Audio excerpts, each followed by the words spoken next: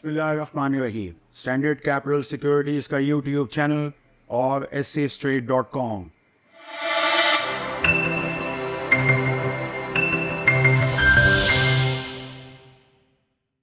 अब जबकि हम आपसे बात कर रहे हैं तो मार्केट तकरीबन 47,000 को अबूर कर चुकी है। वैसे तो बहुत सारे मफरूज़ात होते हैं जो इंसान महसूस करता है, लेकिन ऐसा लगता है कि अब वो मौका आ ही चुका है कि हम एक यू शेप या वी शेप एक कर्व देख सकते हैं, क्योंकि जो बातचीत इंटरेस्ट रेट के हवाले से बंद कौमों में हो रही थी, यानी तजिया कार करते थे, मार्केट के पार्टिसिपेंट्स करते थे कि इसकी वजह से हमारी मार्केट डल है। अब आहिस्ता आहिस्ता ये चीज़ें इस पर बातचीत हो रही है, छह गोइयाँ हो रही हैं और अब रिपोर्टों की शक्ल में ये चीज़ें आ रही हैं कि हो सकता है कि 2024 के शुरू में हम देखें कि आहिस्ता आहिस्ता इंटरेस्ट रेट जो है वो मौजूदा सतह से नीचे आ जाए। ये एक बहुत बड़ा एक मैं समझता हूँ कि चीज़ होगी हमारे मार्केट या कंपनीज़ के शेयर्स के हवाले से, बिल वास्ता भी बिला वास्ता भी। एक तो एक रुझान बहुत अच्छा हो जाएगा हमारी मार्केट के लिए, और दूसरा ये है कि जो कंपनीज़ के जो फाइनेंशियल चार्जेस हैं उनमें भी खातिर कमी बातें हो जाएगी। तो हम लोग देख रहे थे काफ़ी कंपनीज़ जो यानी बहुत पहले डॉलर का रेट जब नीचे हुआ करता था 2021 वगैरह में, तो उस वक्त उनके जो भाव थे और अब हम देखते हैं तो जो डॉलर का रेट इस वक्त तकरीबन लगभग 285 रुपये। तो अब जो उन कंपनीज़ के भाव हैं, तो मैं समझता हूँ कि जो डॉलर का रेट अगर नीचे आए या इंटरेस्ट रेट आगे चल के 5-6 महीनों के अंदर अगर वो नीचे आता है, तो ये चीज़ें जो हैं वो आहिस्ता आहिस्ता इस वक्त हमारे जितने भी कंपनीज़ हैं, खुसूसन सीमेंट सेक्टर हो या स्टील सेक्टर हो, कंस्ट्रक्शन सेक्टर का एक अहम किरदार है हमारी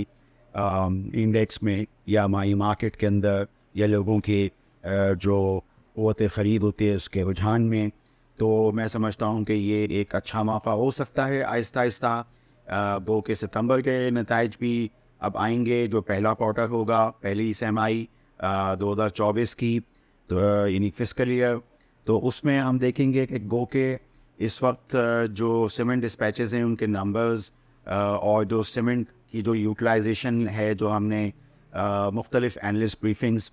CBS जो मैंने अटेंड भी की, तो उसमें ये पता चला कि यूटिलाइजेशन लेवल्स काफ़ी कम हुए हुए हैं कंपनियों के, अच्छी कंपनियों के भी, लेकिन जो प्राइस उनको मिल रही है वैक की वो भी काफ़ी अच्छी मिल रही है और रिटेंशन प्राइसेस भी बहुत अच्छी मिल रही हैं। तो ऐसा कुछ बुरा नहीं होगा, बल्कि ये कुछ बेहतरी की तरफ चीज़ें जो हैं वो सूरत हाल चली जाएगी। बाज़ कंपनीज़ के जो 2023 के फुल ईयर के नताइज थे उसमें टैक्स की एंट्री की वजह से वो असल चीज़ें नज़र नहीं आ रही थी, वो भी अब 2024 में हमें सुलटती हुई या बेहतर होती हुई नज़र आएंगी। ये भी एक पहलू है जिसकी वजह से मुझे लगा कि अब हमें थोड़ा सा यानी मार्केट में अब हमें मौक़े मिल जाएंगे सीमेंट सेक्टर के अंदर और स्टील सेक्टर के अंदर। स्टील की भी यही सुनने में आ रहा है कि कुछ कीमतें कम हो रही हैं सेगमेंट्स में, अच्छी चीज़ है। जैसे कीमत कम होगी तो थोड़ा सा इस्तेमाल जो है यूटिलाइजेशन और जो मांग है वो हो सकता है वो बढ़ जाए। वैसे भी एक मफरूज़ा ये भी है कि जो वक्त गुजरता जाएगा तो ये जो मुश्किल माशी हालात हैं, जिसमें कि एक तो ये भी तलवार लटक रही है कि पाकिस्तान कैसे अपने कर्ज़े जात को वापस करेगा, एक बड़ी फिगर है। तो ये तो तलवार अमरूज़ लटकती रहेगी जो भी कोई हुकूमत आगे चल के आएगी, लेकिन जो ये 5-6 महीने का वक्त गुजरता जाएगा, हम 2024 में आ जाएंगे तो मामला कुछ जो है वो ऐसा लगता है कि बेहतर भी होंगे। अब जब बात कर रहे हैं तो इसमें एक IMF का वक्त भी है, और मैं ये देख रहा था कि गैस प्राइस के लिए जो ECC वगैरह में काफ़ी एक बाज़गश चल रही है अखबारात में भी, और ये भी समझ में नहीं आ रहा कि ये अगर मतलब फर्टिलाइज़र सेक्टर के लिए जो गैस प्राइसेस बढ़ेंगी तो आगे चल के वो भी चीज़ों की कीमतें यूरिया या डैप की बढ़ा देंगे, तो ये आगे फिर कैसे मतलब इसमें फिर मज़ीद जो है वो महंगाई का पहलू निकलता है और बहुत सारी चीज़ें जो हैं वो डिस्टर्ब होती हैं, बैलेंसेस डिस्टर्ब होते हैं। तो ये कैसे गैस प्राइस का यानी इंडस्ट्री के हवाले से ऐसा कोई फ़ैसला ले सकेंगे? अगर आम सारिफ के हवाले से जो है वो लेंगे, तो कौन सी इंडस्ट्री के हवाले से लेंगे और फर्टिलाइज़र सेक्टर के हवाले से लेंगे या नहीं लेंगे? तो जैसे ये हुआ कि शायद ये तातुल का शिकार हो गया फर्टिलाइज़र सेक्टर का, तो हमने देखा कि एंग्रो फर्टिलाइज़र के भाव थोड़े से जो है वो बेहतर हुए। एंग्रो कॉरपोरेशन के भाव जिसके अंदर एंग्रो फर्टिलाइज़र आता है उसका स्टेक, तो वो थोड़ा सा यानी थोड़े वापस जो है वो थोड़े से बेहतर हुए। तो ये फ़ैसला कैसे ईसीसी में लिया जाएगा, ये तो आने वाला वक्त ही बताएगा। वो कि आईएमएफ मुझसे है कि गैस प्राइसेस बढ़ाई जाएँ, अब वो कहाँ कहाँ बढ़ाई जाती है ये जो है वो देखना पड़ेगा। तो अभी तो फ़िलहाल मुझे लग रहा है कि ये थोड़ा तातुल का शिकार होता हुआ नज़र आ रहा है, ये जो फ़ैसला है। इसी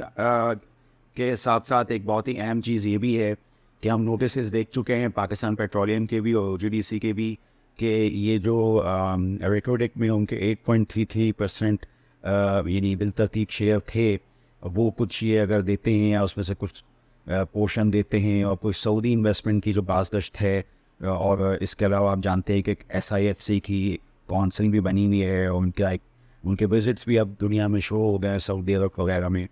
तो इस हवाले से ये चीज़ें कहाँ जाती हैं, अब इन कंपनीज़ ने अगर एडवाइज़र अपने किए हैं तो ये इसका मतलब है कि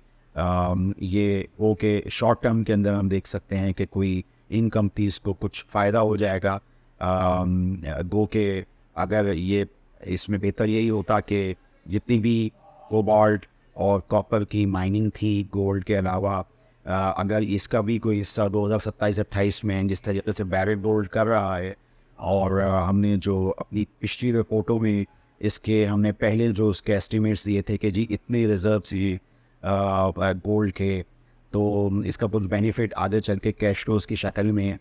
जो बेतरतीब जितने भी हिस्से थे वो जीडीसी पीपीएल में अगर आ जाते तो वो ज़्यादा बेहतर था, उससे एक बेहतर वैल्यू इन कंपनीज़ की निकल सकती थी आगे। लेकिन बहरहाल अभी अगर ये यानी हुकूमत पाकिस्तान अभी कोई डील चाह रही है और अपफ्रंट कोई पैसे, जैसे अखबारात में आता है कि $25 बिलियन में से अगर $10 बिलियन अभी मिल जाएँ तो कुछ इनके मतलब हुकूमत पाकिस्तान के दिल दर्द दूर हो सकते हैं। तो बहरहाल ये ओजीडीसी पीपीएल के लिए ये चीज़ें फ़िलहाल एक यानी मीडियम टर्म के अंदर तभी मुद्दती तो नहीं, लेकिन एक छोटे अरसे के लिए ये चीज़ें जो हैं वो अच्छी लगती हैं। For more details, call us today at 111-111-721. Open an account with Standard Capital Securities. Start investing in your financial future. Talk to our experts and get access to exclusive market research and much more.